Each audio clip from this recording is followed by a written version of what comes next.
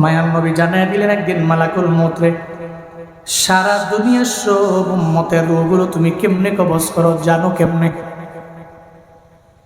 দুনিয়াতে প্রতিদিন লক্ষ লক্ষ লক্ষ লক্ষ মানুষ মারা যায়, সব লোকের মরণের ব্যাপারে তুমি কেমনে জানো বলো না।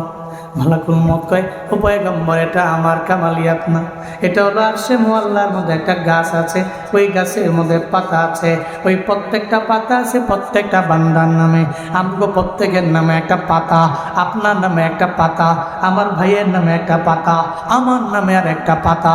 ওই পাতার মধ্যে লেখা আছে আমাদের পূর্ণ নাম, এরপর ওখানে লেখা আছে আমাদের পূর্ণ ঠিকানা।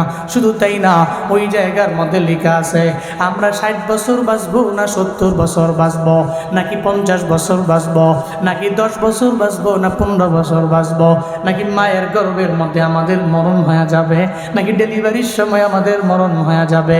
সব ওই পাতার মধ্যে লেখা আছে। সাহাবায়ে কেরাম জানায়া দিলেন, নবী আমার, এর মানে বোঝা গেল আমরা যে মইরা যামু, এটা নির্দিষ্ট একটা সময় আছে। নবী কয় আছে। কয় কেমনে বুঝবো? আল্লাহ পাক জানায়া দিলেন, ওয়ালিকুল্লি উম্মাতিন আজাল ইযা জাআ আজালুহুম লা ইস্তাখিরুনা সাআ ওয়া লা ইস্তাকদিমুন।